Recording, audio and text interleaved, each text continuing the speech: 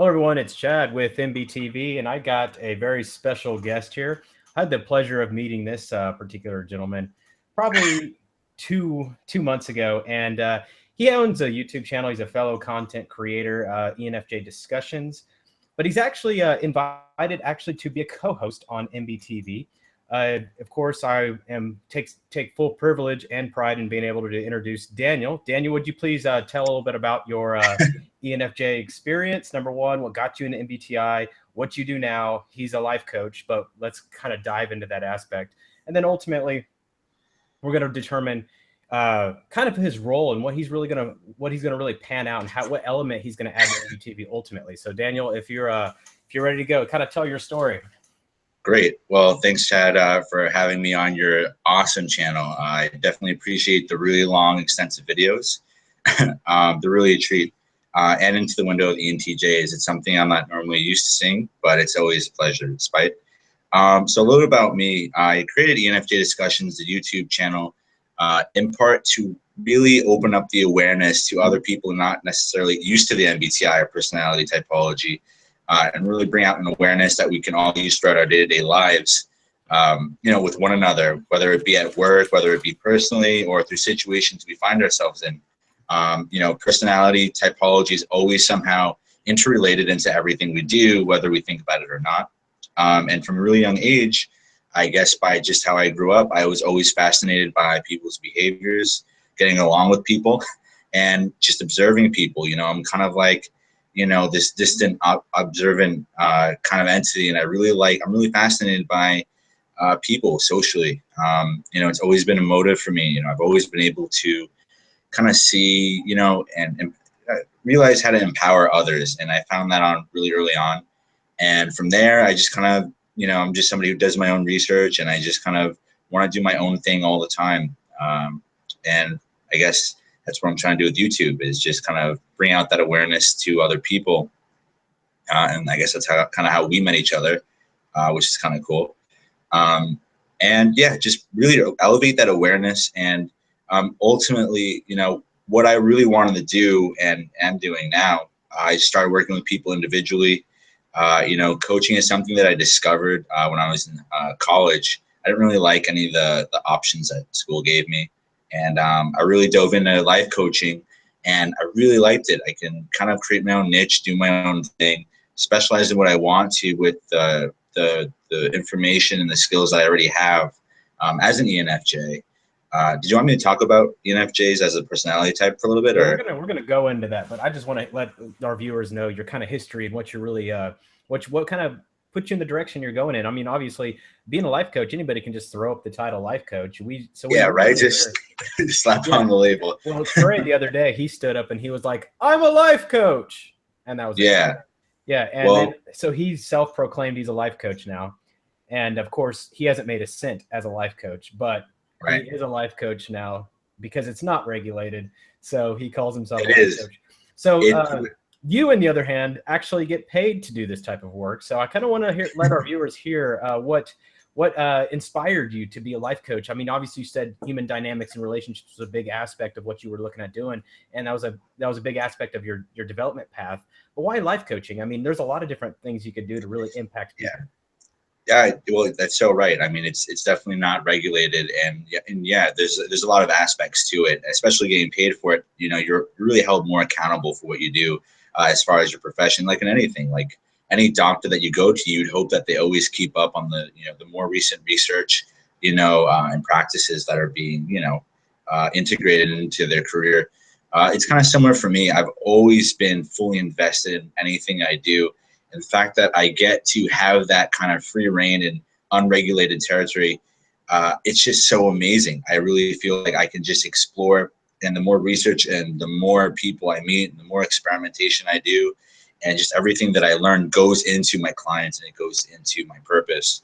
I've always been really purposeful in nature, and life coaching really lets me explore that. Being able to do a workshop, somebody individually or with a business, or especially speaking, like it's something that I've never really experienced before. And I've tried, I've thought about doing other careers down the road, like a psychologist, a therapist, behavioral psychologist, industrial psychologist. But to me, all those things are very limited, and I really consider myself to be a generalist when it comes to people, human behavior, and what I do. I focused on life coaching because it kind of lets me do all of those things in my own way, and still result driven.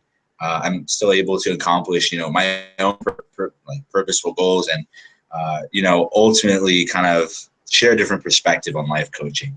And I meet people all the day. Like I actually just worked with a psychotherapist recently, and there's a lot of same processes, but it's just a different label.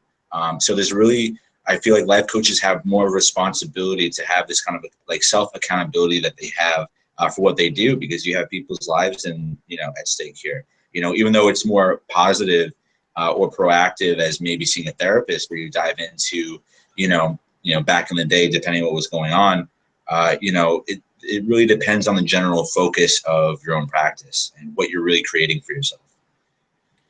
So that's what really got you into the whole life coaching philosophy. So in a nutshell, what would your life coaching philosophy be for potential prospects in the future, for people who are considering life coaching? What would your word of advice be, and what's your coaching philosophy?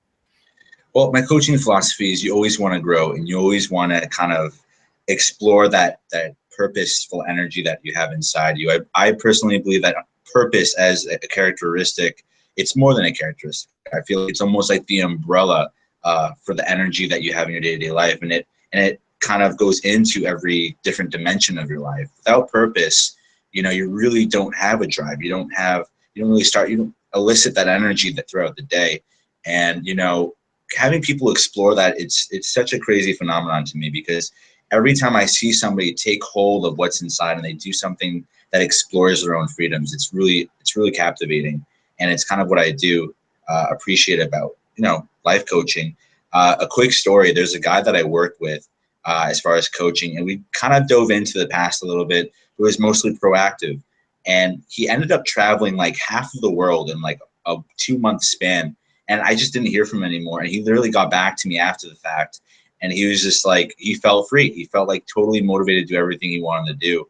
And that's only what I wish for everybody else. So, working with a life coach or seeking one out potentially, besides the market being there for healthcare professionals, life coaching is very interesting, peculiar in a sense that it's more than a buddy or more than a friend that people might believe in. It's a professional that's going to hold you accountable to your own standard, to your own character, and really have you take responsibility of your own life, not just leave it in a professional's hands. I'm here to motivate you. I'm here to hold you accountable. And ultimately, there's going to be progress, or that's the idea.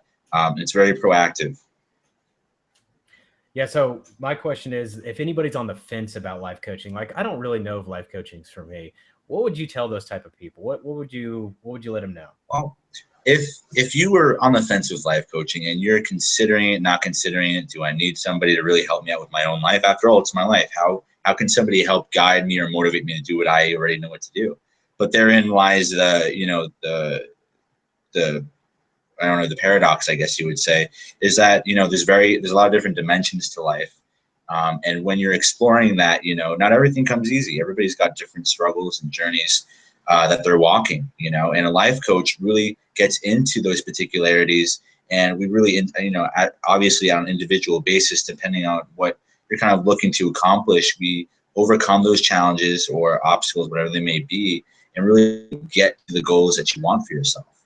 Whether it be, I'm pretty sure that anybody in life will have at least one or two things that they really wish that they had on a fundamental level, whether they be family health, wellness, spiritual health. There's so many different aspects, relationships.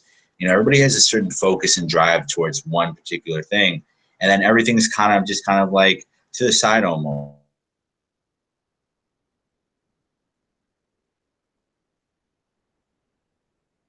As well, you're only as strong as your weakest aspect of the dimension of the life that you don't really attend to. So there's a lot of variety when it comes to coaches. There's a lot of specialists out there that really focus on one thing that might pertain to you, and that's worth investigating. Not every person is going to find a life coach that they gel with, but that's the whole idea, is that you're on a journey and you're finding somebody that can really promote a more meaningful life for you, and it's more of a collaboration than anything. Mm-hmm. So because a lot of people don't really know what life coaching is. I guess they think it's some glorified therapy. you know? It's not in any of the sense. Yeah. It's just as serious as a therapist, but just in a different way. Where I don't really dive into therapy unless there's something really holding you back. Therapists will get into the nitty gritty of your demons, the closets, whatever's behind that door. I have a way more proactive approach with my clients. I really try to stay more positive. What matters most is the present moment right now. Sure, there's past experiences that might be holding you back. We will get into that. But there's a reason why I chose life coaching and not therapy. I'm capable in both. I'm competent in both. But at the end of the day, I just want to help people in the way that they want. Well, what would, knowing this, a lot of the viewers watching this are MBTI focused. What would you say the perfect personality type naturally for life coaching really is? Like, number one is for your clients, and number two, what should the coach be?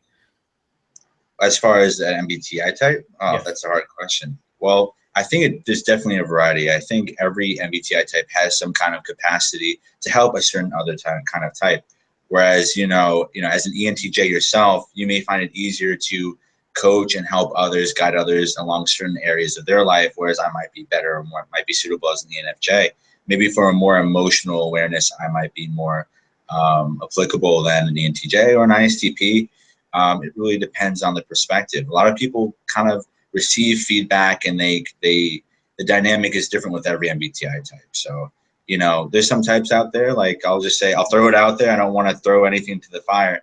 But, if I had an INTJ coach personally, it would be kind of difficult for me. I would want somebody to understand me. Not saying necessarily that they don't have a capacity for it, but I think every MBTI type has that kind of availability to understand, which is kind of why I have my ENFJ discussions channel. Is that every type has the opportunity to understand every other MBTI type. More or less, I would want somebody who would hold me accountable. Like ENTJ would probably be a really great coach for me, or an INFJ, or somebody that can really distill logic and understanding in the things that I do.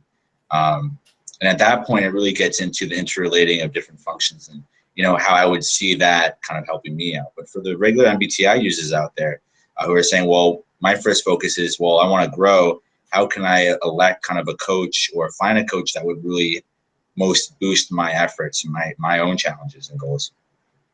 I would say to them, just discover coaches, understand who they are as a person, what their motives are, why are they being coaches? Why do they want to help others? Or, what's their own mission?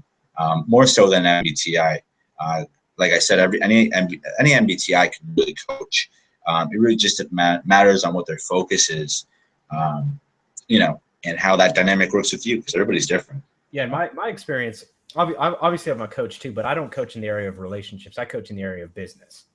I'm a business coach, so it's a little different. That's why I don't call myself a life coach. I'm more focused on business goals, objectives, strategy, that type of thing. And in my experience, the number one thing that I find beneficial in coaching is relationship. Would you say that's fair in the life coach position, that relationship is probably the foundation, as in you and the client have to have a very solid relationship to move forward? Or do you think it can be the relationship's not as important because you're delivering the same product or service?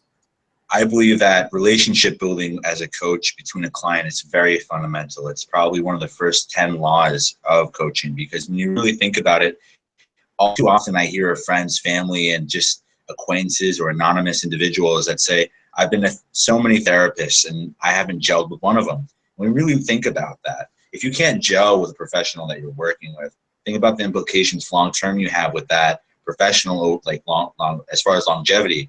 You're paying a certain amount of money, or you're investing into a professional where you're not really clicking, and that really blocks out not only the intimacy and conversation, but it closes off the vulnerability that you have to actually participate with the professional. All good intention. The professional wants to be there for you.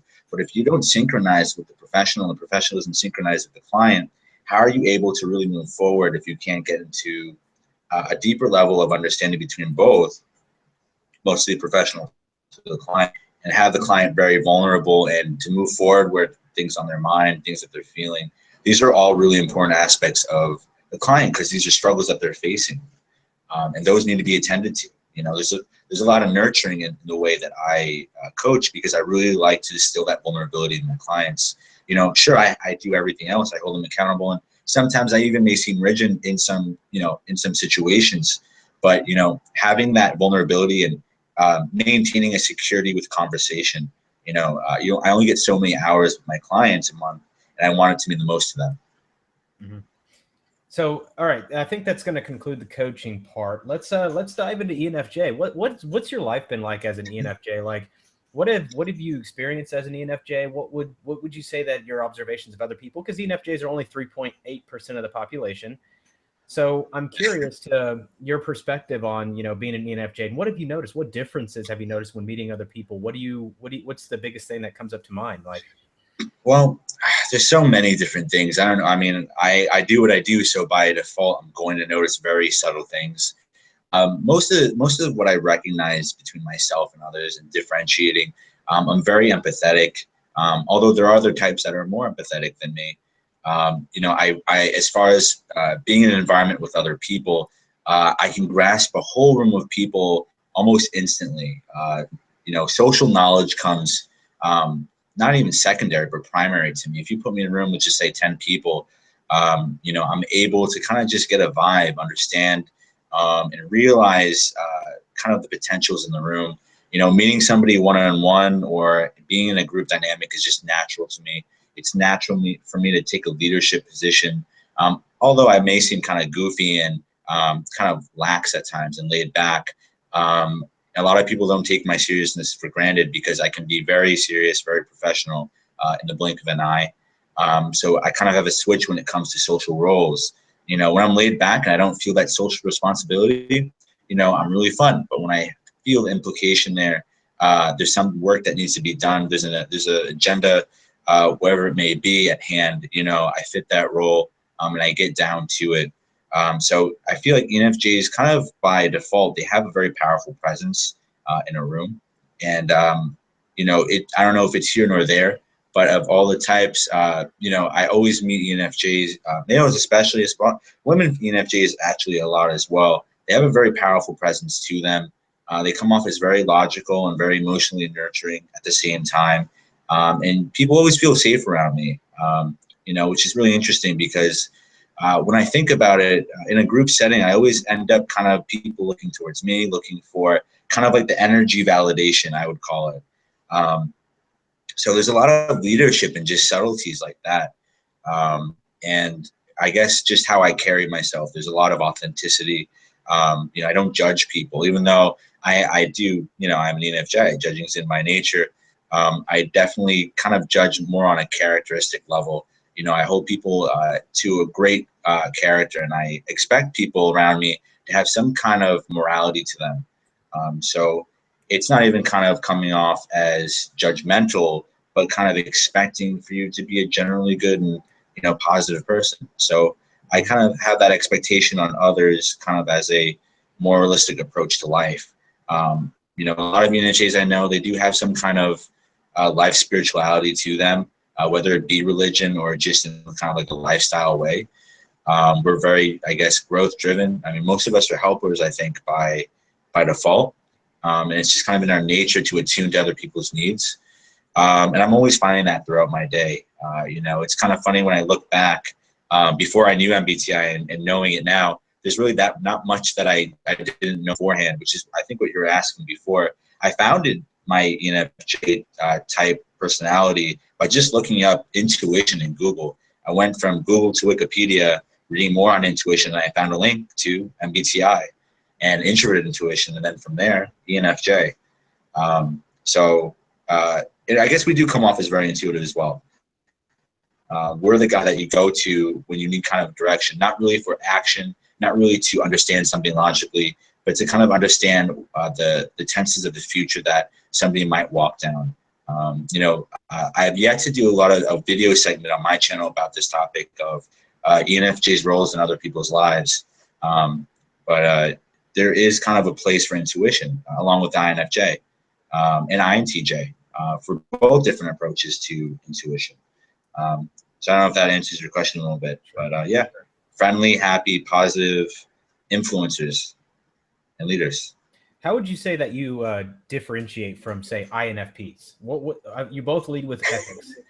I mean, for anybody watching this video, like you both lead with ethics, you both lead with, then you follow up with intuition, then you follow up with sensing, then you follow up with your thinking.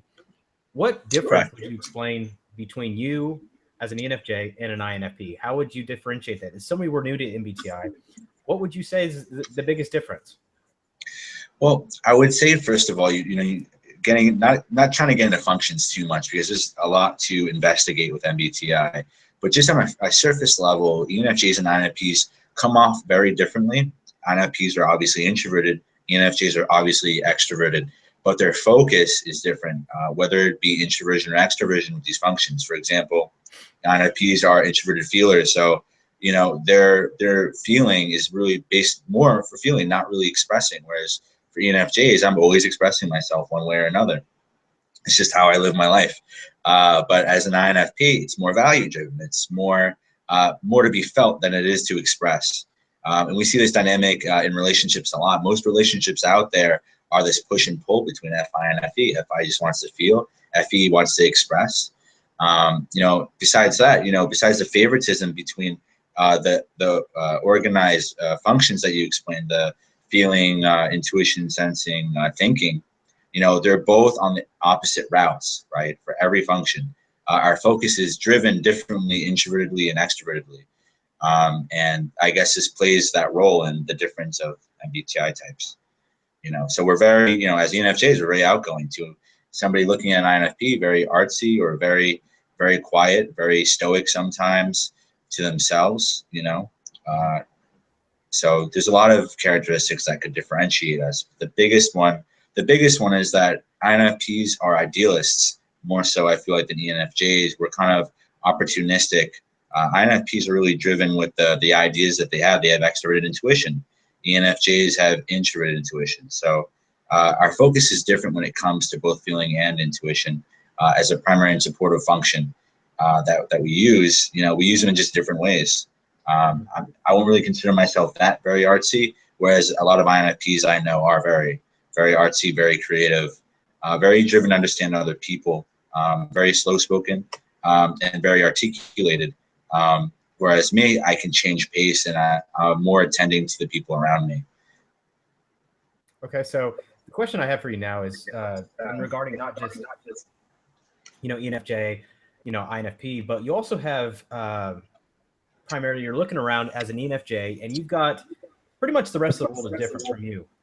How did you? Number one question is I have two questions here. Number one is basically, what did you ever feel like you were like different, unique, odd? I mean, a lot of people do, but as an ENFJ, did you ever feel like what the hell's wrong with me, or did you were just like, okay? Listen, hold on. Question number two is, okay. When you were looking at MBTI, how soon did you know that you were an ENFJ? Well, I'll answer the second one first because that's the quickest one to answer. When you read something and it just speaks to you and it's just almost 98% accurate functionally, right? A lot of people will read the type descriptions and realize that it may half fit the quarters fit them, maybe even a quarter fit them, but there's so many other dimensions to typology than just MBTI. So personality-wise, you're not going to really be able to discern looking at a characteristic like ENFJ unless you really resonated and you kind of became a little bit more aware of how you operate, which is kind of what you do, as you continue out through life. When you get older, you become more aware of what you do, rituals you have. It just spoke to me. I kind of just knew that amongst all the other types, and believe me, I have delved into a couple types that I thought I was, a little bit different. Maybe it spoke to me a little bit more. But I discovered my type when I was 18, and I read it, and I remember reading it. It just made sense. It just spoke to me, and the first thing I wanted to do after that was meet other ENFJs like me to see if it kind of I could validate that. And of course, I definitely did meet other ENFJs, and that was it was an amazing experience to just meet intuitive feelers in general, having that temperament validated, and to meet other people who are also empathetic, who also really felt were very sensitive, being a guy or a girl. It was a very profound experience for me. Not just to read it, because most of it just spoke to me. I do have blind spots according to the MBTI, and I do have strengths and weaknesses that the ENFJ definitely exemplifies in relationships, and even seeing those characteristics in even other typology, personality typologies. It's just across the board kind of, and I kind of just, it just spoke to me really. I actually forgot the first question. The first question was what? Did you ever feel like an oddball, unique, weird? All the time. I still feel like an oddball. I'll be weird when I'm 90. There's going to be nothing different about that. You know, I always say that phrase, you know, I don't believe in normalcy. I believe in just different variants of weird, right? I believe everybody's unique, and I guess I just kind of grew up unique myself. I grew up kind of aside from everybody. I just didn't really vibe. I kind of felt like a very old person in a young body when I was going through high school. You know, I was into different things at different ages, and nobody really could resonate with me. So a lot of the time, my general focus is growing up like varied from the kind of the societal norms. And I just, you know, just being an ENFJ, being very emotional, just growing up being very emotional at a young age, it was kind of hard. There's a lot of hardships that I had, you know, in the environments that I've been put in. And it made me who I am today. But at the end of the day, I always felt like there's something different about me. You know, everybody should feel that way. Everybody should feel individualistic to some sense. But I felt like I was like, here's the group, and I was like over here. Like there's a huge gap, and it's very hard to kind of rationalize that. You know, to see the difference and then to call yourself normal. You know, you really can't, because you're the outlier in that sense. And I kind of just grew up, you know, being the outlier. So I guess I could comment. The question I have now is, you mentioned that you met other ENFJs and you confirmed, you know, that you were an ENFJ. How did you find other ENFJs? Oh, that's always a good question, right? Everybody's asking that question online. You really just got to explore people. You really just got to meet people. Type, or did you type them?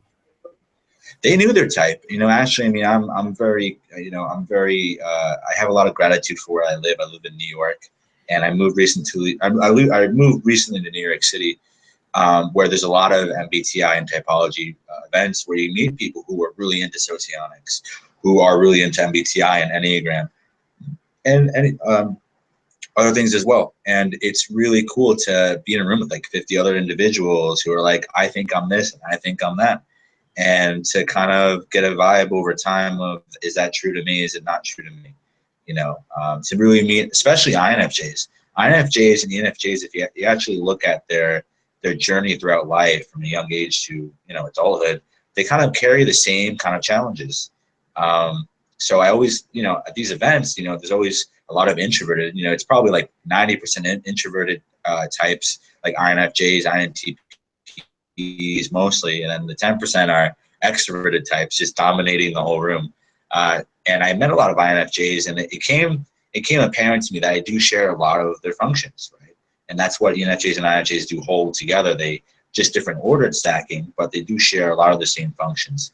And then I discovered, you know, after that situation, or many experiences of meeting INFJs, I'm like, you know what, I'm not very introverted because, you know, I'm very outgoing, but I hold a lot of the same ways of thinking and ways of functioning that they do. It just kind of became more clear at that point. So yeah. Okay, they're really fun. So you mentioned Enneagram. Would you share your Enneagram type and your instinctual variant and your tri-type? My tri-type. Okay, so my Enneagram is 2 wing 3. I have not yet figured out my tri-type yet, unfortunately. Maybe you can help me out with that. But pretty much it's the helper along with the achiever. My social variants are SXSP. So as a ENFJ, I'm classified as that ambivert that everybody talks about. You know, being both extroverted and introverted. I really walk that fine line where I can be very outgoing. I can be the center of attention. You know, not really the party animal as much anymore, but you know, a very socialistic person going out. But at the same time, I very much like introspection. I like dwelling on my thoughts. I like reading. I like anything that allows me to focus on myself and get that energy back. So you know, I do walk that line. That kind of is what SXSP is. You know, I'm very interested in conversations. I'm very interested in people one-on-one. And then, you know, I really like being to myself after that. I really like to kind of go over everything that I've talked about in that sense. And I've kind of, it's kind of when you read those social variants, again, there's not of a variety. So, you know, one of the three or two of the three may speak to you. And I'm always investigating that. You know, I definitely believe that I value one-on-one conversation so much so that if I'm hanging out with somebody individually, I'll always ask them this question, like, oh, wait, it's just us, right? Just us, we're going to hang out, right? Not anybody else. Because I really value that one-on-one, focus-to-focus attention. I'm always thrown off when somebody comes along that I don't know. Even if I'm an ENFJ, I can handle the social implications, but energetically, I was ready for a one-on-one conversation. And, you know, this little, I don't know if you ever heard of that, but I always find that with the SX type, always really focusing in on that one-on-one conversation, getting thrown off, and it's like, like another three people. I thought this was just going to be a very private and personal and intimate exchange, you know. But then it's funny because as an ENTJ, I'm an SXSO. And when someone comes along, I'm like, come on in, like jump in. And I'm like, let's throw, you know, and oh my God. Yeah, I don't mind that part of, you know, someone coming by or whatever, or someone I know, as long as it's someone I like. So you're pretty much telling me that you need to let me know ahead of time, right? If there's somebody going to join, you know, and sitting off that wall. That's what you're telling me right now. So if someone's going to jump on this hangout, you know. So, you got to let me know. No. Hangouts are totally different. This is an open forum. Yeah. So but that being said, so you got your instinctual variant, you got your type 2 wing 3. We'll obviously work on figuring out your tri-type. I think the tri-type is, you know, it's, to me, it's a little arbitrary, but it's fun. It is. Yeah. And, you know, so I'm not too concerned about tri-type, but ultimately I think the most important part of the instinctual variant. To me, that's definitely. The part. I honestly go ahead. No, I think it's very essential, actually, because it can be a deal breaker in relationships. It's a deal breaker. And there's such a power to that. I'll give you a really great example. I met and dated an INTJ whose preference was SPSO. Now imagine that at a club or at any kind of social gathering with an SX-SP, right? Mm-hmm. Now we both share that SP, but it's not our main way of communicating. We kind of miss each other there. So that ended very quickly because our needs are just different socially. And a lot of people don't realize that there's a lot to relationships and relationship building, aside from secrets and intimacy and communication and all these other things. You have social variance now at play. And, you know, it's not to say that you can't favor one or the other in a mate that you're interested in, but at the same time, it just goes over so much smoother if you have somebody who also shares, you know, most of the same variants as you do. I don't know if you've seen that in your experience, but it's pretty safe to say. Most people yeah, so I can't tell you my experience. I didn't know their variants at the time. It took me a long time to really nail down mine because of the things that I had went through and experienced. So it was tough at that time. But I'll tell you though, most of my most successful relationships in my past have been with same double matched preferences. Specifically when they're in the same order, they're just the most successful. They get it. There's a synchronicity. As far as variance, social variance. Oh, so yeah. Okay.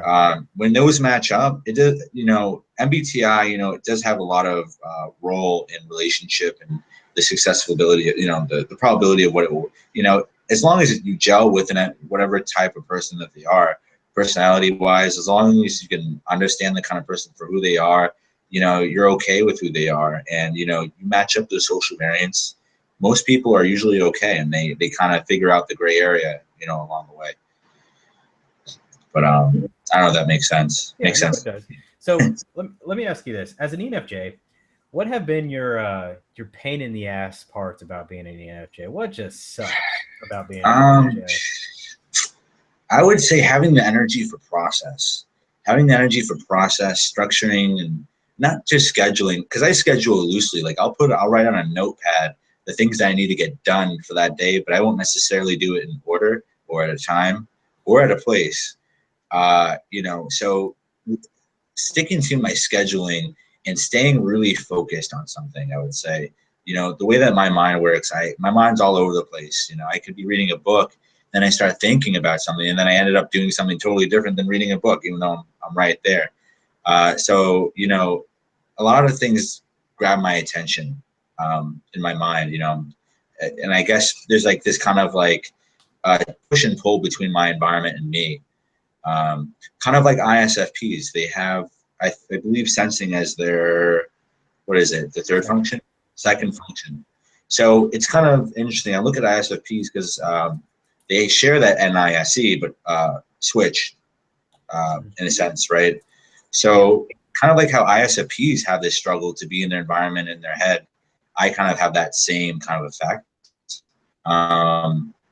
You know, sensing as my tertiary function, it's really hard for me sometimes to stay taskful and to finish tasks. And, you know, unless I'm in a solitary room and there's nothing in that room to distract me except me and whatever that object is, you know, it's kind of difficult sometimes for me to focus.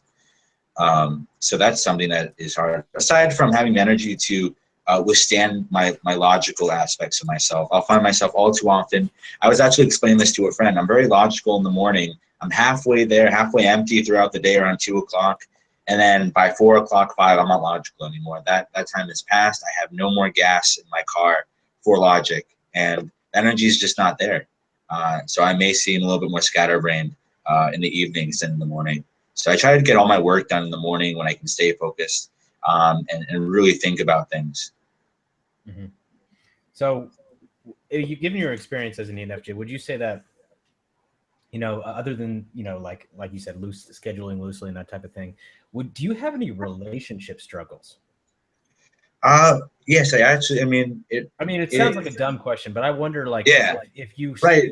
relationship struggles are similar to other types, like, or is it different? What have you noticed? I mean, obviously you talked to a lot of people about their relationships. Have you noticed that your personal relationship situations are quite different than other people's, or the things that you struggle with? Well, it's actually, it's a double-edged sword, that question, because yes, everybody's going to have struggles. We're only human, and as a life coach, relationship coach, and an ENFJ, it kind of, it stems that question. You know, I get it all the time. It's like, well, if you do all these things, you know, you must be Mr. Perfect when it comes to dating and all this stuff. But I'm just as human as anybody else. I'm very cognizant of my own errors and my faults and my challenges. But that, you know, I only just try to apply myself, you know, as much as I can. Try to put it in my awareness in the front of the burner as much as I can. You know, as an ENFJ, you know, being very intimate with people, holding that authenticity, being communicative. You know, there's a lot of characteristics that ENFJs naturally have, and you know, relationship building is easy for us. We have people that really believe in us. They're very comfortable with us from the beginning, and you know, also as a romantic, you know, we can perpetuate relationships very easily, which is one of my fallbacks that I've actually worked on. I'm not as quick to jump the love gun as much as I used to be, where I was, you know, fall head over heels, and I'm actually more reserved now. Maybe just because I'm getting older and you know, you know, it's kind of, I kind of relate it to touching the electric doorknob and then getting zapped enough times. Mm-hmm. So that's happened enough where I actually became more steady, and I'm starting to notice a change in that way. And I guess holding value, I put a lot of emphasis on other people, especially getting to know them, meeting them, especially in relationships. And a lot of the times, you know, I'll put so much emphasis and maybe a pedestal on the other person, I forget about myself and my own needs. And when I go to communicate my needs, the other person is very high strung on, you know, not reversing or balancing out this effect. So it leaves me very powerless sometimes in situations where I need my needs met and I'm frustrated. And then there's like a divergence kind of between people. So that's, you know, that I'm also working on, and everything, all these things I'm aware of, you know, at different points. But I would say for an ENFJ, you know, I would say that remember to bring logic into your relationships, whether they be family or personal. Bringing logic will definitely help you in writing things out, especially INFJs. INFJs and ENFJs both definitely would, I definitely recommend writing things out, really thinking logically, pros and cons, you know, in its infancy, you know, because that's pretty much, and a little bit more I can handle as far as, you know, being able to think for myself in situations like that, because my heart does play a really vital role in those things. You know, not leading with my heart is really difficult for me, you know, within all the logic, within all the the obvious common sense of what dynamic I might find myself in. You know, it could be frustrating to fight that tug of war between the heart and the mind. Mm-hmm. So what you actually brought up a really interesting thing I wanted to talk about is, what is dating life like for an ENFJ? That's a loaded question because it can be many things. It can mean many things. Okay, you as an ENFJ, what is dating life like? And you can always say pass, but you're an ENFJ, so I know you. I'm not. Yeah, that you can get me. I love answering questions. By the way, if you're out there and you want to date an ENFJ, you want an ENFJ to like you, ask them tons of questions because the spotlight's never on them. So, but anyway, dating life as an ENFJ. I guess you could say that out of all the types, we're probably one of the most dating types. I want to use the tense where we date a lot. We have this capacity to meet a lot of people in a very short window and maintain. It's actually really funny, as in a sense where ENTJs are very great at multitasking different projects. We can multitask different projects as well in a different area. But it's not for you. You hear that? You're all projects. But I use that loosely to correlate it with the ENTJs. But there's my serious side. But what I really mean is that it's not at the forefront of our minds to really say how many girls can I date at once, but more or less look for that individual connection and that value between that connection that I have. Can I date 10 girls at once? Sure. I can follow through with every single one of those women, the same pace, the same level of commitment, the same passion. But at the end of the day, that's not my general focus, and it's very draining. Even being an extroverted, feeler, dominant person, it can be very frustrating to maintain all these different kind of relationships at the level that they are.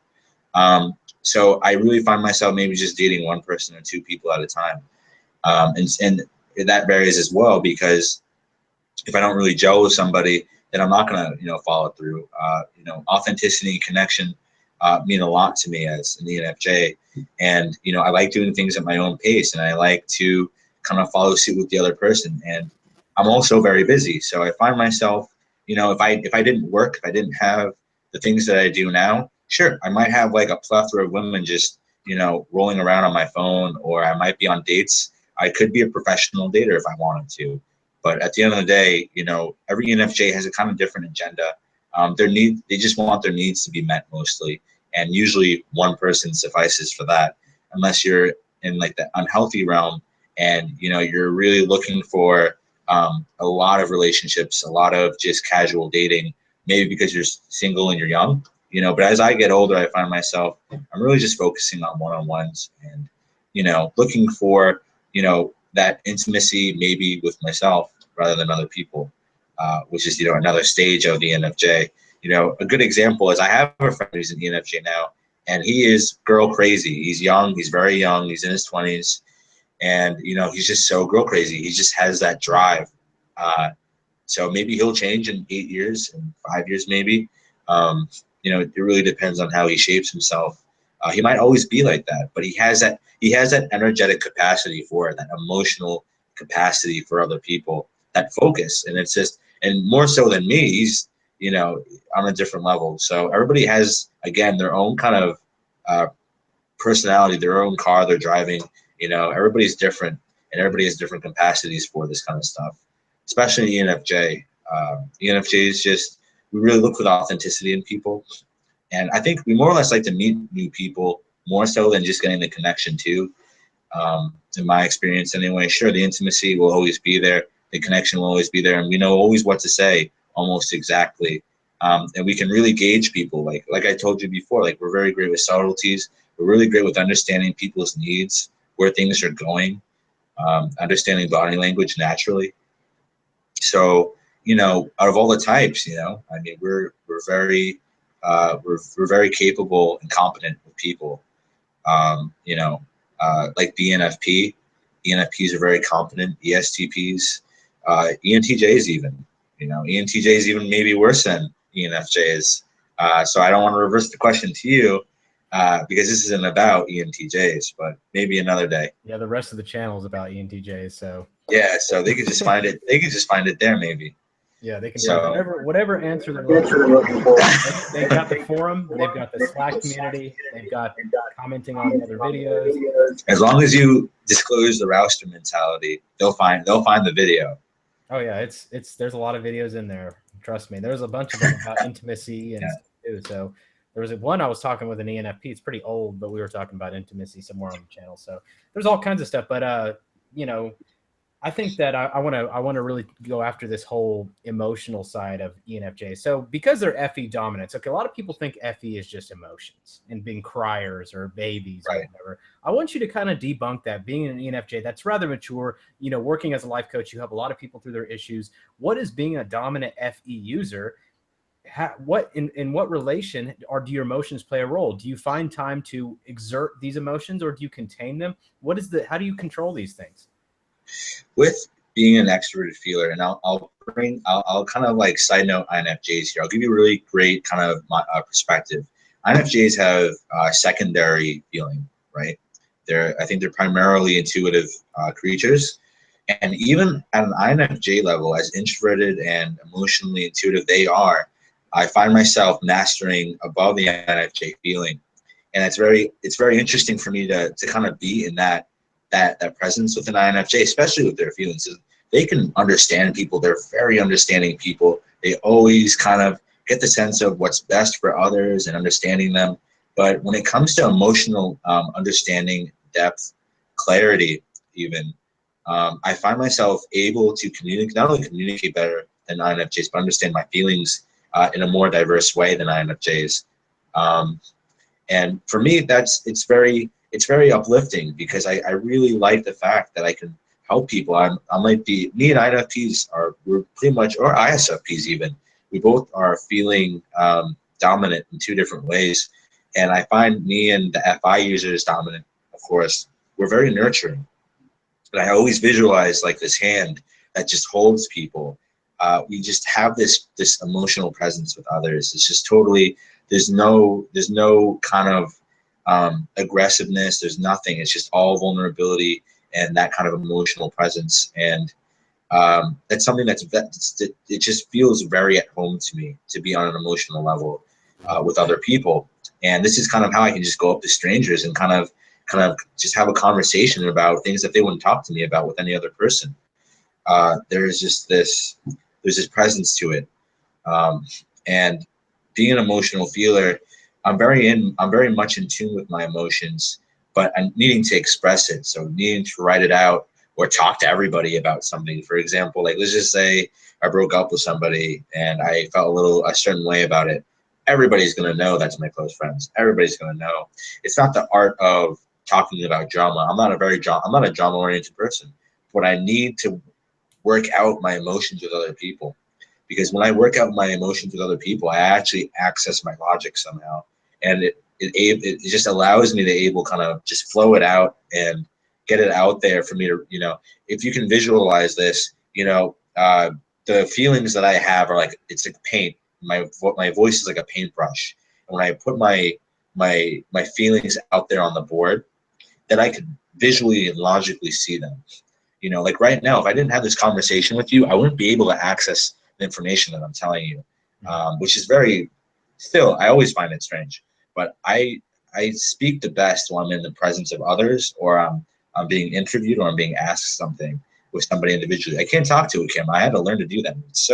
It's frustrating because there's no canvas to throw something at, kind of as far as emotionally, so I need that kind of that soundboard. I need that canvas to express to. And that allows me to enter a different dimension of who I am. And I don't know if a lot of ENFJs realize that about themselves, but there's definitely a conjunction that's being used between whether it be feeling and intuition, or feeling and sensing, or feeling and thinking. All these functions work in conjunction between one another. And when I emotionally express, it's my state of being. It's how I operate throughout my life. And my feelings I hold in high regard. And when they're disregarded, then I disregard that entity. Of course, I'm always going to have respect for others, but my emotional value is up there. And as far as ENFJs are concerned, I think the most value you can ever give yourself is when you hold your value in your feelings, because that's how you guide through life, you know, one way or another. You know, it's a struggle sometimes because most of the people out there aren't feelers.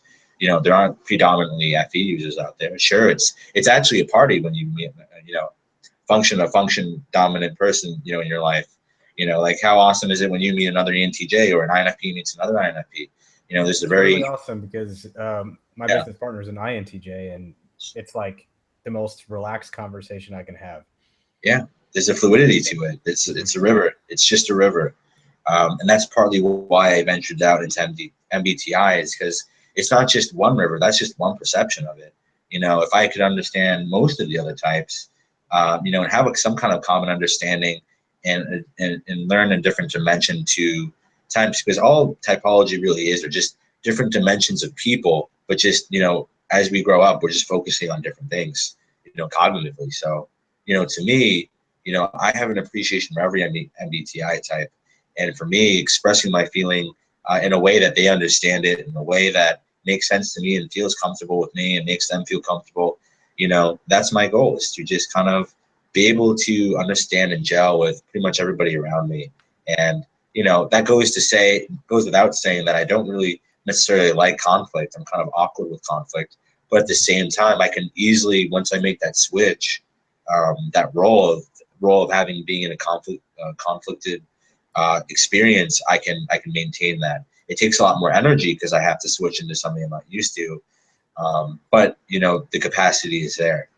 And I think that people are listening to this who are afraid to kind of go to their ENFJ friend or significant other.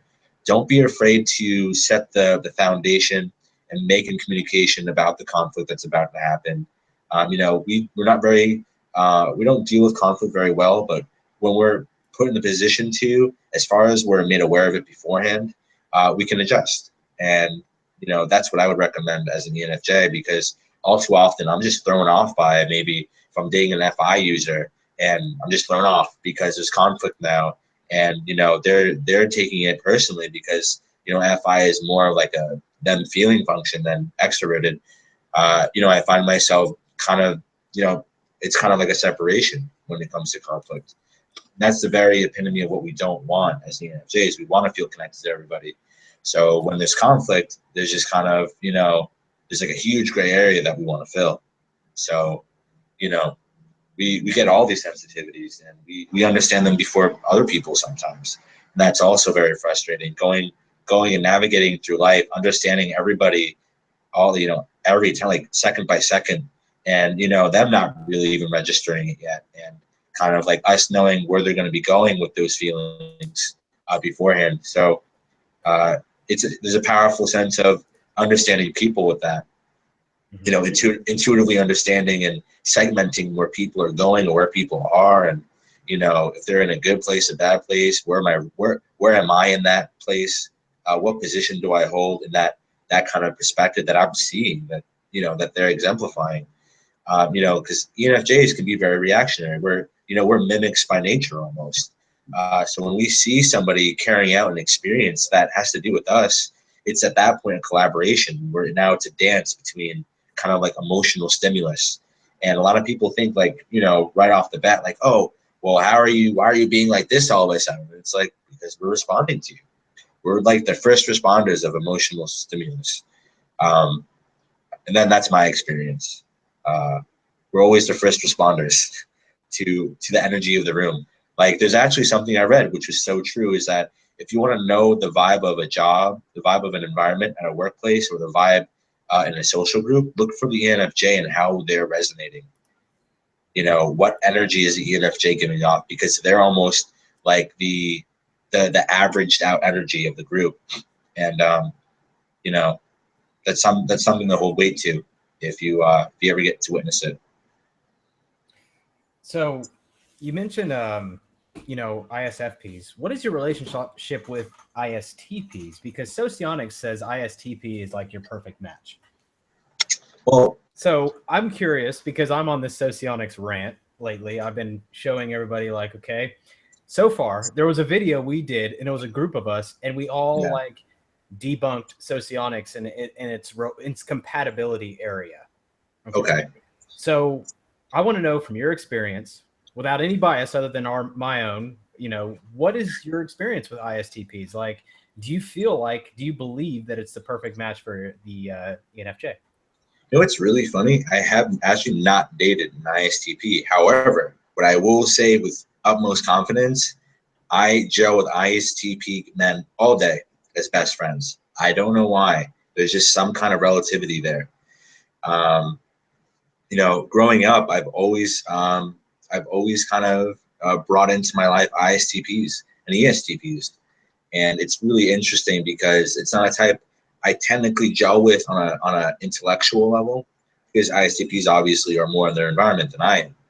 But I've worked with ISTPs, and I've had really great best friend ISTPs, and they're really great people. Sometimes I think about what that would look like to finally meet a woman ISTP, but it really hasn't happened yet. But what do I think about it as far as MBTI and relationship dynamics? I believe that it's very interesting to think about, because I believe ISTPs hold FE and they hold TI, right? They hold SE, and NI is their fourth function, I believe, right? No, third. ISTP. Third function. So there's definitely room there, and in my own kind of investigations, I believe that still follows suit with same value-driven goals as far as functionality. As long as like your functions and like you favor the same kind of functions as far as your awareness. As an example, like if you're an INFJ and you're an ENFJ, and it kind of flip-flop functions a little bit, they're still present in your life. They're there somehow, and there's that commonality. Whereas with ISTPs, it's a little rearranged, but it's still favored. Plus or minus one not really being there as far as your alertness. But, with ISTPs, there's more of a different focus, obviously, because they're more into their environment than they are, intuitive. Like a really great example is I have an ISTP friend who, in all senses of the word, very great with money, very logical, always thinking, very in his environment, always in his environment. He's a fighter. He could work on a truck. He's a mechanic. But at the end of the day, it's weird, because at the end of the day, we just kind of vibe with each other. And it's like this, I can't even explain it. I want there to logically be a way to explain it, but there's just kind of like a groundedness that we have with each other. We have this presence. And that's something I've got to explore with an ISTP. If you give me an ISTP, Chad, I will discover it. And we'll make another video on it. All right. Well, there's a bunch of ISTP females on the Slack, so let's see how that works out. Let's see if you're able to create a meaningful relationship over virtual means. Sure, I'll totally do it. I want to explore every type, not romantically, but just different genders, because I always like seeing the comparison between genders, between types. There's always like a difference. There's always distinctions too. Because out of my own curiosity, I'm not saying date them. I just want to see the relationship dynamic between ENFJ and ISTP. I'm further studying Socionics. So for those who are watching this video, I'm not saying Socionics is wrong. I'm saying, and I don't know too much about Socionics, so I'm not saying that. So people are like, well, Socionics is better than MBTI. I'm not saying anything is better. I'm just saying I don't agree with the compatibility theory 100% of Socionics. Okay? Now, what does Socionics say about? Because ISTPs and ENFJs is socionic for opposites, right? Yeah, but it technically I think they're called dual types, if I'm not mistaken. Yeah. So they're supposed to be the perfect match for each other. Whereas, it makes sense in a way. Because you're always talking about ISFPs, and Trey and I have a different relationship compatibility model that we think is more effective. But based on what we've studied, and we think that the perception function has to be the same to see the world in the same way, and that's instead of ISTP for you, it would be INTP. INTP. Yeah, because for me, because you would see both would look at the world intuitively, and you'd have a common ground. That's what Trey and I naturally believe. Now, it doesn't mean it's right. Again, we're not theorists. Right. We don't research this crap. This is the stuff that we just observed with whatever we have, and we find that most people think that's true. The people that we've talked to.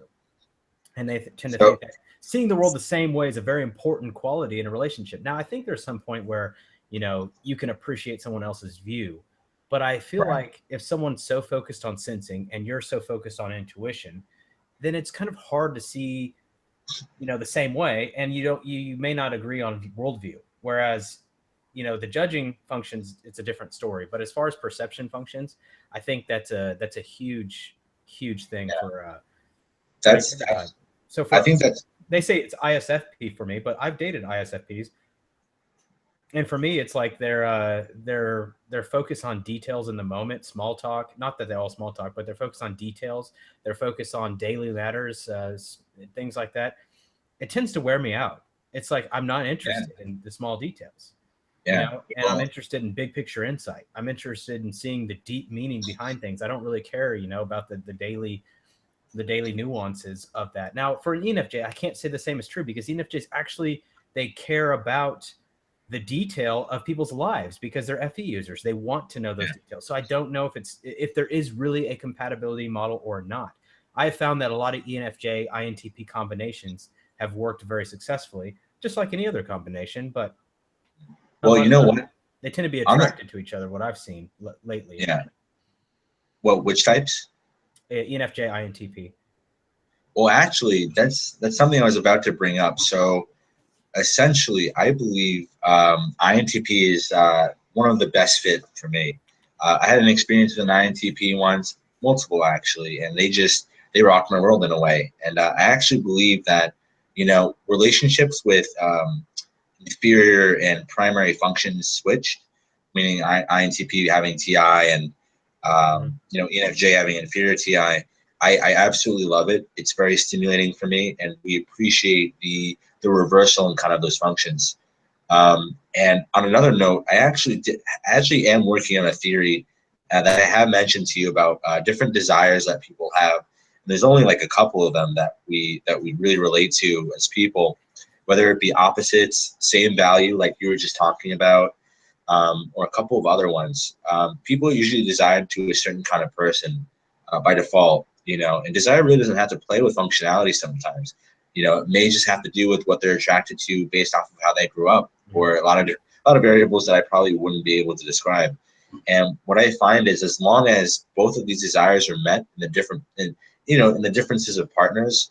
Well, as an example, let's just say you're looking for an opposite, or you desire somebody who's opposite to you, and you find somebody also who appreciates that and desires that. It could work out.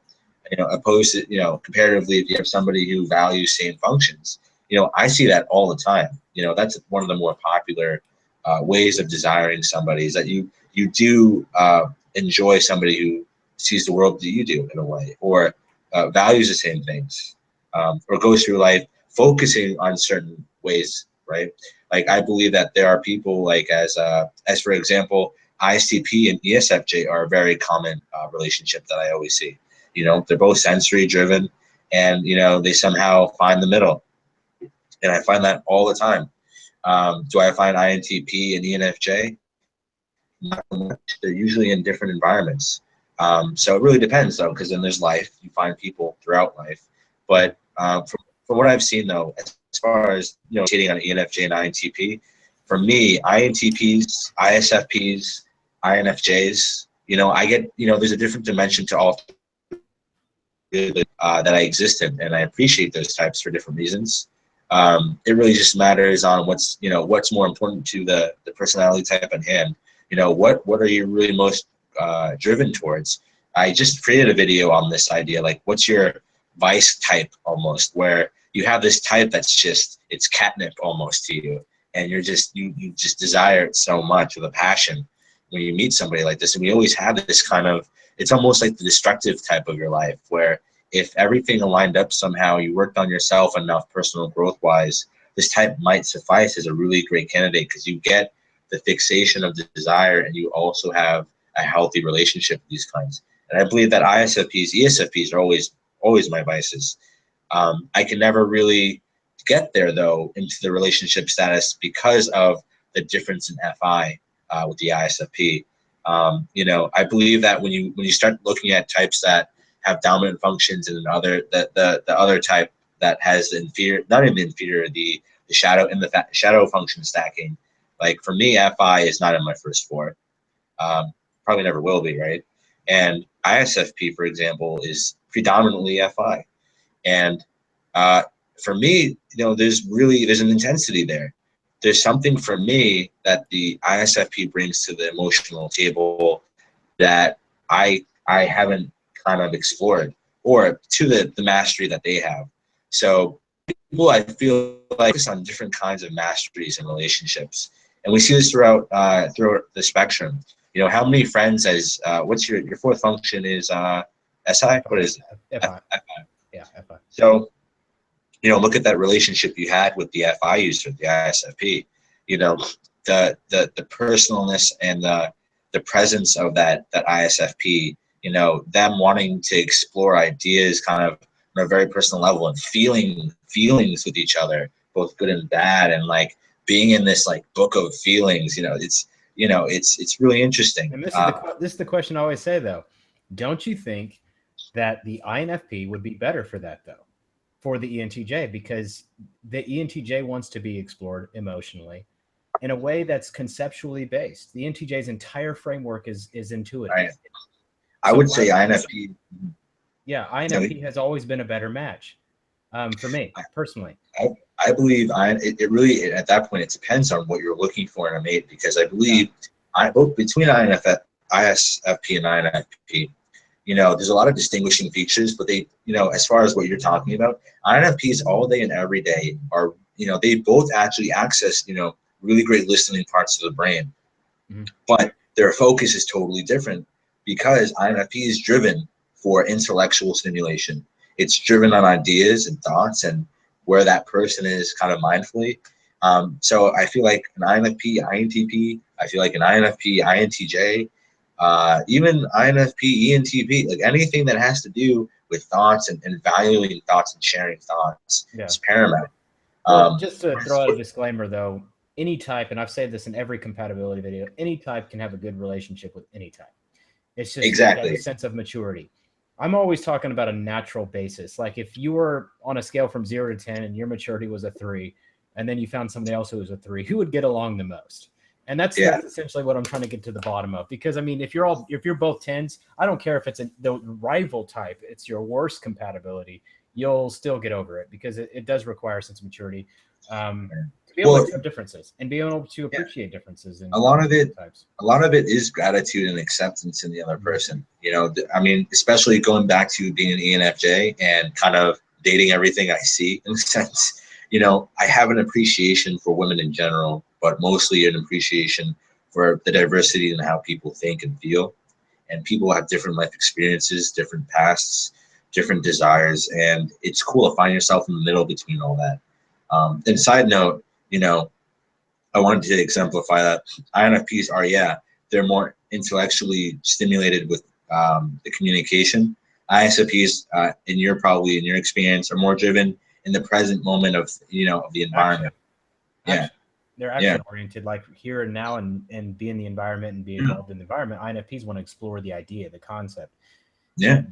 But ultimately it does. Every ENTJ is different. Every, ENFJ is different. So ultimately you're not going to have a perfect match, but I like to explore the options, see what other people's experience has been. I totally believe in that. I believe maturity level and experience and the place of mind that every person is at has a huge role.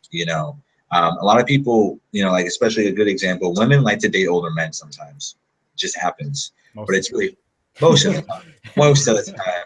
Most of the time, unless like you're an agro CEO woman and you need to settle down with a guy somehow, But aside from that example, women try to date older guys, and then they always find that there's a range when it comes to these kinds of things. So when a girl dates a guy who's much older, it has to do with maturity level, but it also has to do with experience.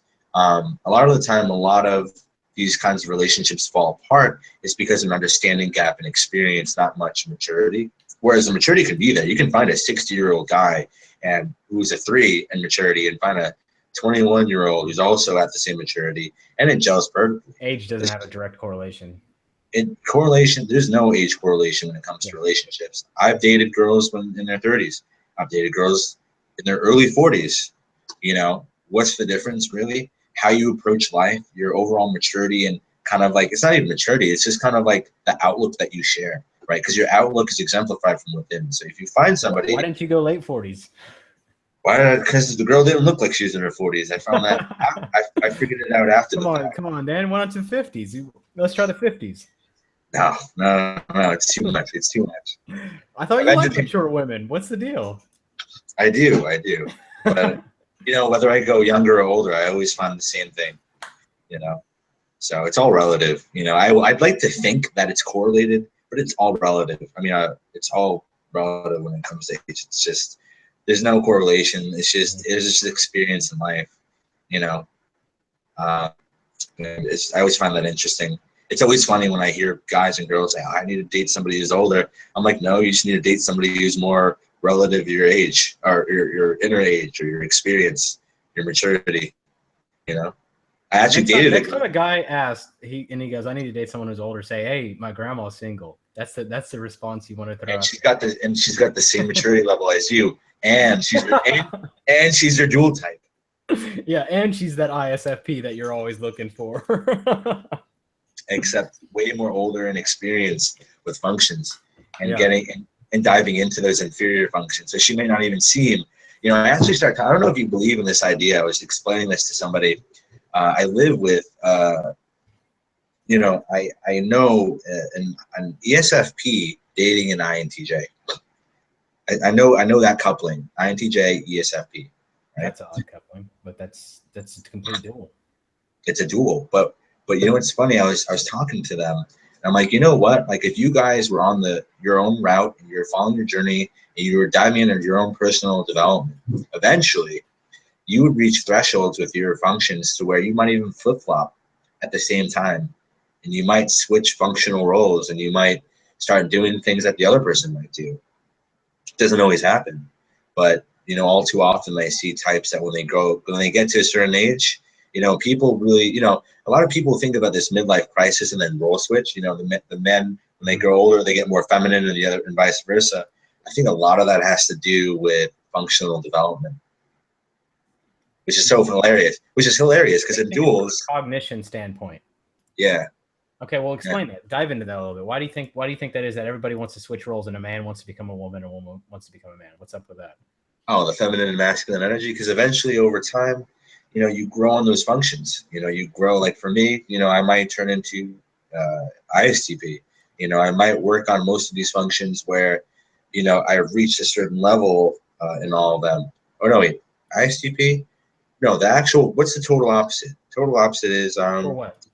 INT functions, not the lettering. Oh, you mean for what? INTJ or what? All eight functions when they're reversed. Oh, like your complete rival. Like it's like for me, it would be an ESFJ, because yeah, it'd be not only this, it would be none of the same functions and in a completely different order. Right. So I believe that it's either one of those two outcomes when you get older. It's you become somebody totally different, where so it's your shadow self. You become your shadow self, and you actually just learn to appreciate the sides of you that you kind of never even really focused on, and then you start focusing on them, and then that kind of like shows a different kind of side of you, or you become your dual, or it just, you know, or you become. So basically, I'm bound to become a sensing type, no matter what, is what you're saying. Eventually. Well, I mean, I've only known you, like you said, a couple of months, and you're already exploring in your environment, right? Well, I've always been exploring in my environment, but you know, it's the overall title to your life almost. You know, the search. You're like, it's almost like somebody can make a movie about your life. You're just the wandering student looking for all these different perspectives and conquering life in your own way. You know, the SE user. Well, yeah, I mean, according to Socionics, the SE is my hidden agenda. So that's and it's your hidden agenda too. Both of us have a hidden agenda of SE. So, you know, that's what we're motivated by, according to Socionics. Again, I put little weight to Socionics right now because I still haven't found any validated stuff. You know what? But you know what?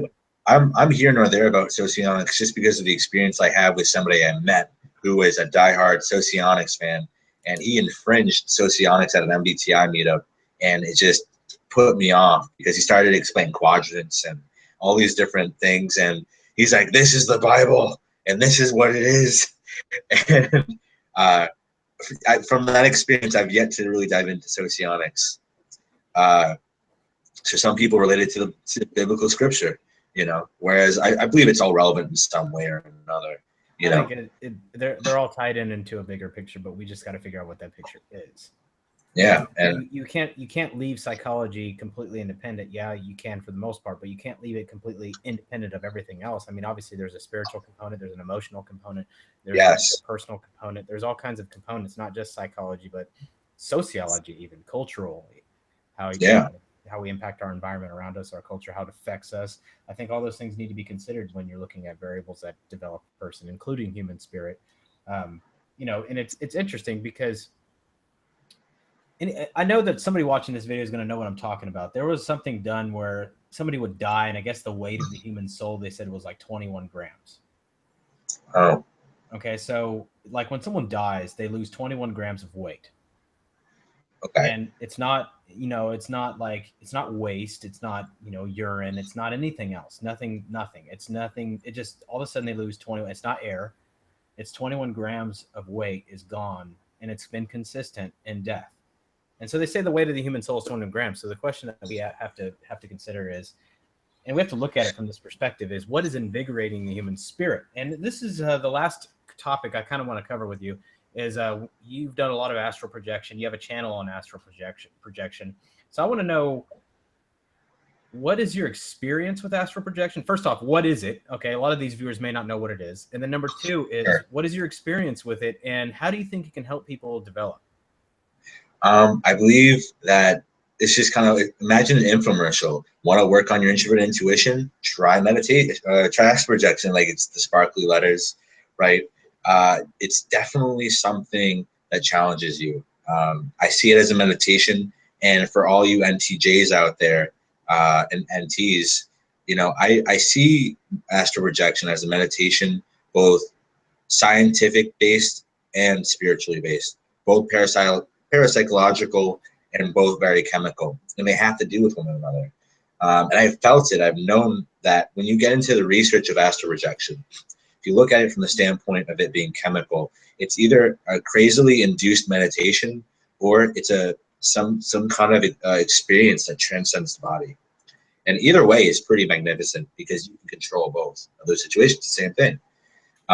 You know, and I'll explain the process a little bit. You know, imagine feeling chemically your body shutting down because it doesn't get sunlight, turning your body off, and then registering your mind still as activated when your body goes into that sleep, which is called the hypnagogic state, where your mind's still awake, your body's asleep, and now your mind has nowhere to go except out of your body, you know, and all this is chemical based, you know. And going back to what you're saying about the 21 grams, I forgot that brain chemical in ayahuasca. What is that?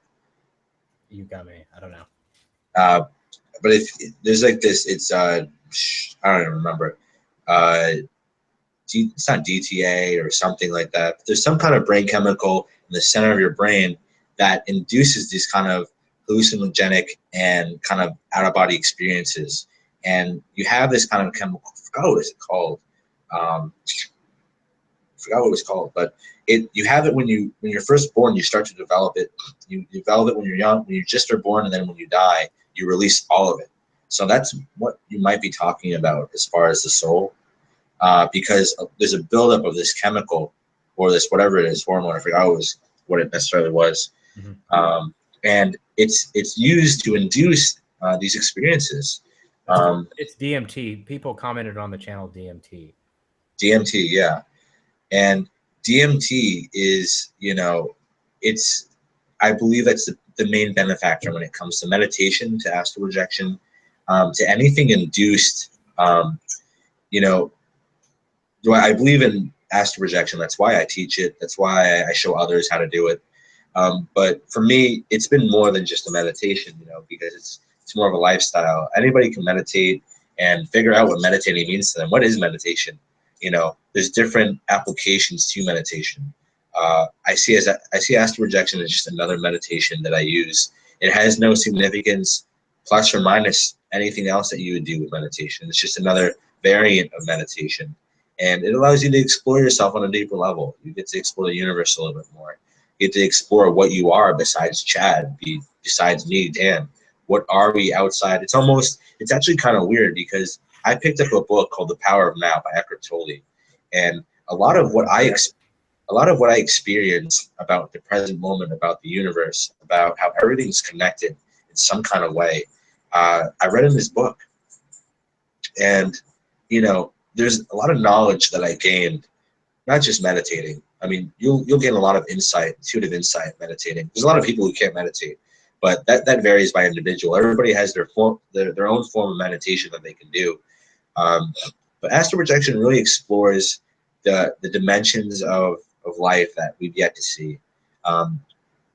It gives you this sense of connectivity, and that can make or break people. Part of the clients I work with are people who've accidentally astral projected, and they have no idea what to do now. They find themselves to be more empathetic, more emotional, more connected to life, to people. There's more of a stimulus in their environments that they didn't have before. They find themselves always distracted. They can sense energy in places that they really think is outside of themselves, but it's really inside. And, I have to help these people manage these new experiences they're having here that just kind of crossed over from their experiences outside of their body. Because when you astral project, you don't have senses. You have like this kind of ultimate one kind of sense that pertains to all five of the senses, if that makes sense. So you don't see there, but you can like kind of geographically with like a plot point kind of visualization see where everything is. And it's kind of like, I don't know if you've ever had this experience where you've like created, like if you've ever been like an architecture program, you kind of have like, you're like this floating orb and you create things at different points, and you can focus in and out and then go to different spots of whatever you're working on. And, the whole environment is different when you leave your body because you don't have a body anymore. And it's really hard for me to describe. But the only thing I can explain to the viewers as far as the environment and astral projection is that it feels as real as me sitting here in my room right now talking to Chad. And you can get a sense of unity when you're in these environments. And you can meet other individuals or other whatever you call them without bodies. You can have a lot of experiences in a lot of different places that you don't just have to walk to, right? You can walk to a deli or you can fly over the deli, or and I say walk in terms of going to. You don't walk there, but in a sense, you can remote view. You can do a lot of things that you can't do here because you're handicapped by this body that we have. And the more you really see yourself out, aside from your body, aside from who you are, it actually allows you to explore a different dimension of who you are. Introverted intuition again. Seeing things from different varying points, like bird's eye view is a very homey feel to an introverted intuitive, right? Like, could you say that bird's eye view is one of your fortes? Yeah. It's second nature to me as well in a different way, more people. For you, you may be able to relay information about things opposed to people. For me, it's more people-based. It's just the work that I do and the way that I see life has changed and evolved who I am the same way that it has. But like I said, it's, astral projection and all these things and how it relates, it all varies by experience and who you are. An ISTP who astral projects is going to have a lot of different experiences than what I would have, as an ENFJ. The focus is different. A real tough question because I have to. There's people wondering. Yeah. Are you seeing a chat that I'm not seeing? Yeah, I got the YouTube open, so if anybody comments, I'm checking it regularly. Oh shoot, I want to see this. Yeah, so if you click the bottom of your screen, you should say links, and you just open up that channel page, and you can see stuff. So I'm going to ask you this question, though, because I bet you a lot of people who are watching this or will watch this have this question. Often, there's a lot of Christians out there, and the Christian doctrine talks about out-of-body experiences being evil. Okay. So what would your advice be to somebody who is a Christian but is interested in getting, say, healthier or beneficial life? And how would you, let's say you're life coaching them and they're interested in doing it, but they don't want to sin, quote unquote. Because of astral projection. Yes. So do you think that astral projection, number one, is a sin? Number two, it's a forgivable sin? Or that number three, God actually allows you to either do it or not do it? Or number four is whatever the hell you want to explain. But what is your view on that? What would you tell a Christian who strongly believes in what they do and but they're not so fixed on dogma? What would you say what advice would you give them? There's a lot of, you asked a loaded question. You just didn't shoot one bullet there, just so you know. You shot like the whole barrel. I know. I had a shotgun. I kicked the door open and was like, yeah. But listen, ENTJ Perry is, I always find I'm parrying with you, like kind of like in swords. So I'll try and answer all that. On this topic, it comes up a lot because you get a lot of naysayers, you get a lot of people who, I get a lot of people on my channel in general who respond and they say, oh, it's the devil, or oh, it's this, and I had a negative experience. Somebody touched me when I was trying to shift out of my body and all this stuff. And what I have to say to that is I had a lot of this stuff happen to me when I first started. When I first started meditating and I started practicing astral projection, I guess not yet doing it, I had a lot of phenomenon where I was hearing voices, I was listening to people encouraging me to get out of my body. There was no malicious content with these people or with these things. The way that I understand life as it is now, a lot of it is connected. There is nothing that's separate from one another, even though there are religions in this world. There's a diversity. You go to the grocery market, you have hundreds of food to choose from, but so be it. It's all an experience.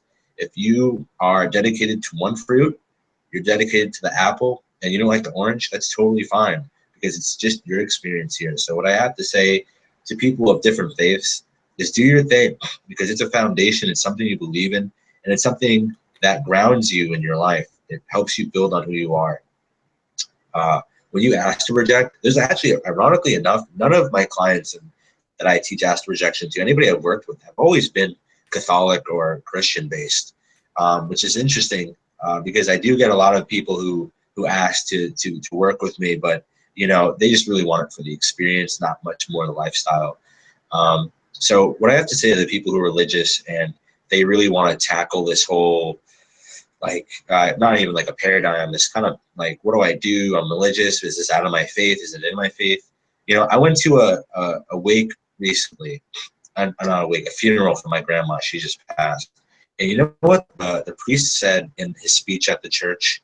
He actually mentioned that he knew somebody because he wanted to talking about near-death experiences.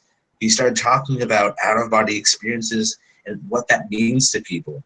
So I don't think that there's anywhere in the Bible that will say actually contradictory. There's many places in the Quran and all these other biblical texts that really, they have parts where they talk about people who go out of their body and they have this revelation.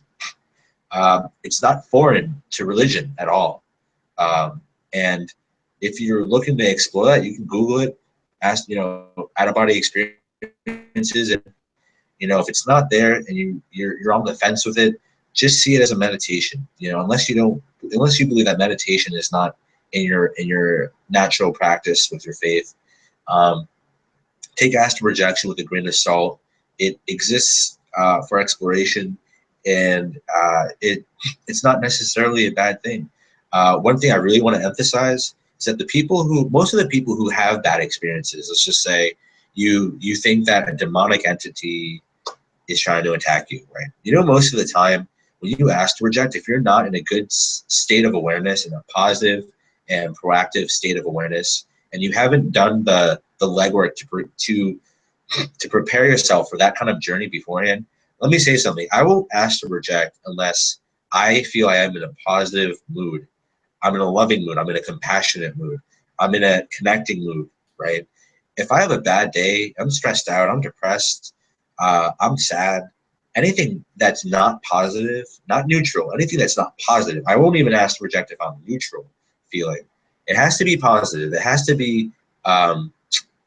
It has to be happy. I have to be in a good place, a good state of awareness. So if you're not in a good state of awareness, what's really going to end up happening is what? You're going to have a bad experience. When I say to people when they ask project, one of the first things I go over is that the life outside your body is a very intense life. You want to create, you can create. You want to go somewhere, you want to go somewhere. You want to explore emotional or universal depth, right? Because there's no emotion anymore. There's just universal depth, and what that means, which pretty much means like interconnecting everything into who you are. Because once you feel connected to life, the universe, in a way that transcends the physical body, you feel connected to everything, and that's a lot to handle at once. It's imagine you are the creator, for example, right? In the Bible, the first chapter, it talks about, and the first day was this, the second day was that. Imagine that intensity, right? Imagine if you're in a negative place and you ask to reject and you invoke fear. Guess what? You're getting fear right back at you. I always implore ask for rejection as a direct mirror of your own spiritual development.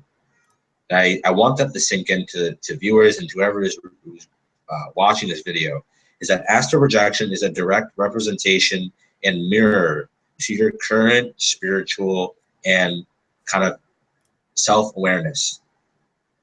It's going to reflect whatever you have going on with you right back, along with being, because you're not really used to not having a body, right? So you kind of invoke everything that you know here or there, right? It converts in its own way. And when you're not in a good place to meditate to ask to reject, you're going to get negative experiences. On the other spectrum, when you're in a great place, you're in a good vibe, you have gratitude, compassion, love. Love is a huge benefactor to a good experience. If you set yourself up right and you really create like a good relationship with yourself prior to the experience, you're going to have a good experience. You won't find anything there negative, because that would just be representation of you. And I want to differentiate. You manifest a lot of things there, as well as discover a lot of things that you can't manifest there. I just wanted to make that clear, because a lot of your experience there is experience-based to you, but you can also run into other energies there. You can run into other entities, good or not so good. It's not necessarily, you can't necessarily be hurt. There's no way to die or something there. Like a lot of people say, oh, don't do it because you're never gonna come back. Like I've never heard such malarkey in my life. Like you're totally safe when you go. And when there is a state of urgency with the self, 100% of the time, you come right back. It's always you that creates the urgency to come back, because you are just a traveler there. Imagine you're on a moving floor, on looking at like a glass screen. You can participate kind of between this glass screen and whatever the objects are behind that glass screen. But at the end of the day, you're still behind that glass screen, right? You can choose whether or not to be involved or not involved. There's no health risk. There's no spiritual risk. You won't bring back anything negative. But so basically, you're not going to open a portal to hell. You're not. It's just an interrelating between what you are as a soul, or whatever you may call it, and the world outside of you. Because you share it, you become a part of it. So you therefore can't die from it, because you're a part of it now. Right. So with that being said, I'm gonna say this. I'm gonna wrap that up, because we can talk about astral projection, we can talk about spirituality, we can talk about all kinds of subjects. I mean, we can be here for hours, but I'm not gonna do that. Risk. There's plenty of other times to make videos, and that's one of the reasons why you're here, because you offer a different perspective. Always.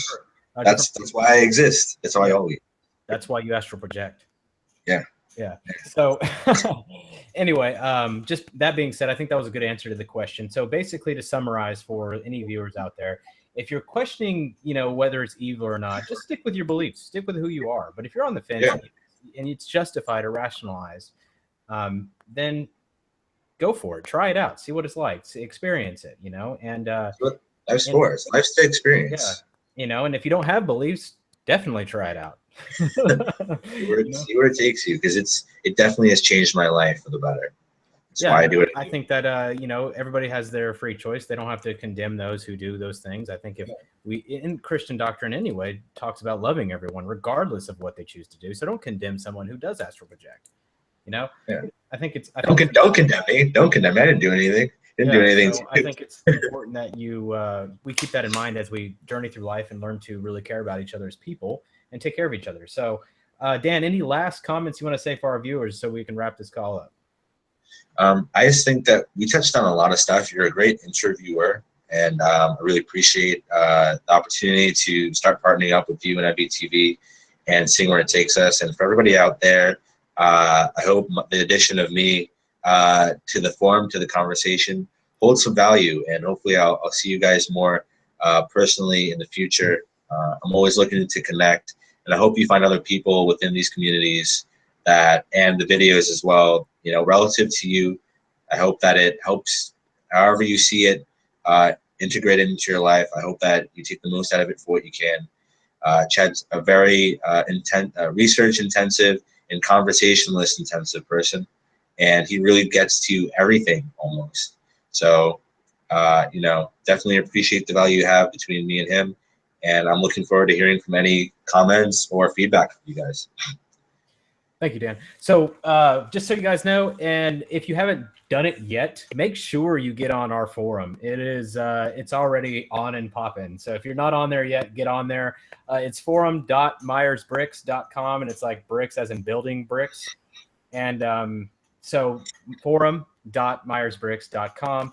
Make sure you sign up. Sign up's fast. You can even sign up with Facebook. It's a few clicks away from you and interacting with tons of other MBTI advocates. So definitely get on there and get involved. There's tons of subjects on there, from health, wellness, nutrition, spirituality, NLP, you name it. It's loaded. So start some topics, get some of your questions answered. So if you're really out there wondering what your type is, you're wondering what you're doing, or your questions you may have, there's somebody that's going to answer it on there. And I've spent a lot of time really building this community for you guys, so you can really get involved. And it's been a really exciting opportunity to provide that value for you. So definitely get on the forum. Pretty much most people I know on YouTube are on there, or at least participating in there in some way. There's also the live chat, which you can join. It's MBTV chat, mbtv-chat.slack.com. That is not the sign up link, but that's where you're going to find it. There is a special sign up link. That process is a little slower due to manual approval, but the forum is instant. You can get involved. A lot of people love the forum. The live chat is a little more laid back, and the forum's a little more intensive. So you can find me on the forum too. Yeah, so definitely get involved in the forum, because we're going to get into all these subjects. We're going to start diving into the spirituality side. We're going to start diving into, you know, this personal development, taking it to another level. MBTI, remember, I always say, if you're watching this, it's the starting step. You know, I was born ENTJ. I was born with a preference of ENTJ. Now, what am I going to do about it? That's the question you need to ask yourself. You don't use it as a rationalization. You don't go, hey, I'm an ENTJ, so I can be rude and I can be cold and I can be ruthless because I'm ENTJ. Or I can be, you know, I was born an ESTJ and I don't have emotions because I'm ESTJ, so go to hell and I hate you and screw you, or whatever you want to do. That is not how you live. That is not how you treat others. That is not healthy behavior. Don't use your type to rationalize poor behavior. It's a starting point. So it shows you that you have potential blind spots. The question is, now I prefer ENTJ. Now, what am I going to do about it? How am I going to improve as a person?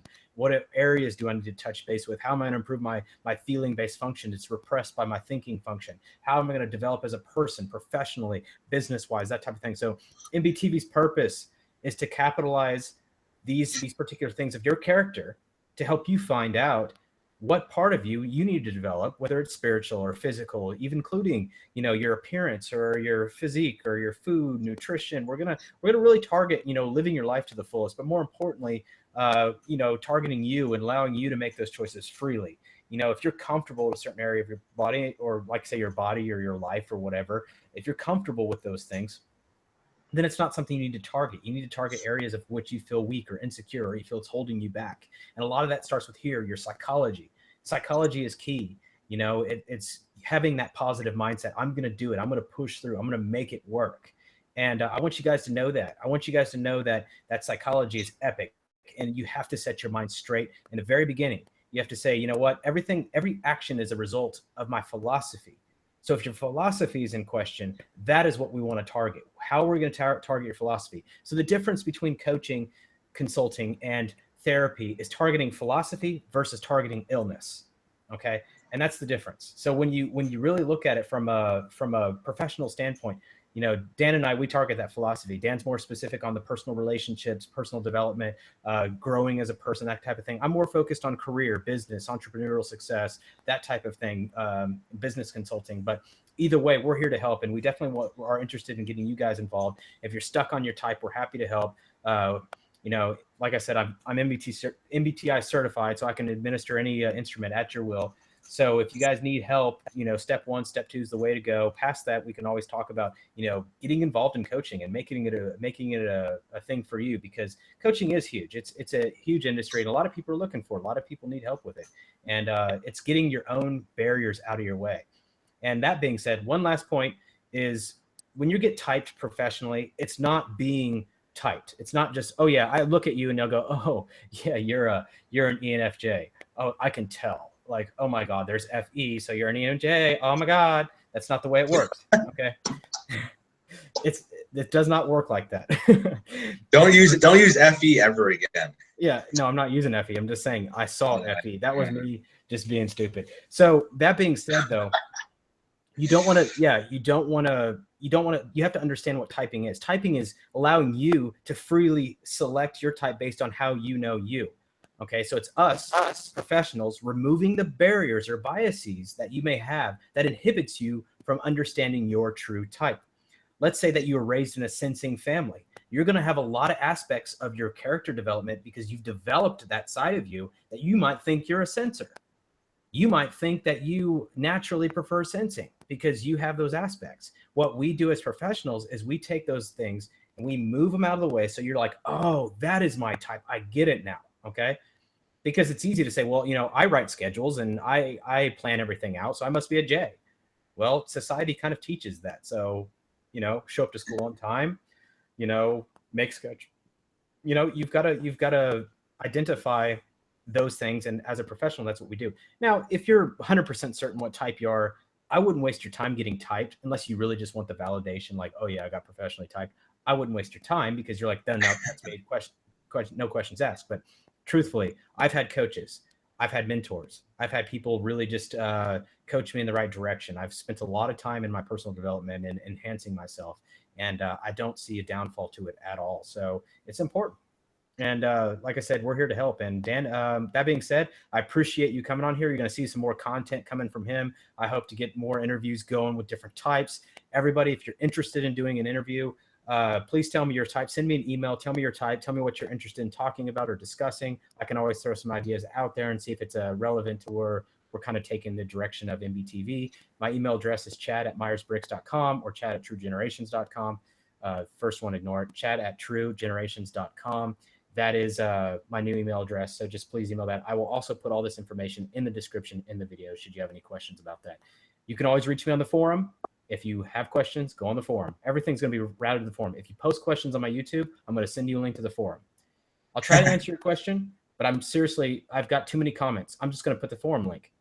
I cannot respond to everybody's comments. So it's important that you understand you utilize the resources that I've created for you and have other people who are interested in this stuff help you answer your question effectively. Okay, so that saves me a lot of time of having to answer every comment because there's a lot of comments and I can't do it. So please understand if I didn't respond to your comment, it's not because I hate you or I think your comment's stupid. It's just I have a life and I have businesses to run, so I can't answer everyone's comment. And I apologize. You know, I usually will leave 1 or 2 words or whatever. So don't mean to make this a rant. Thank you so much, everybody, for viewing this video. I appreciate you guys coming on, seeing Dan, you know, hearing him talk. He had a lot of great things to say. It's always my privilege to talk to him. So anyway, guys, take care. Hope you have a great night.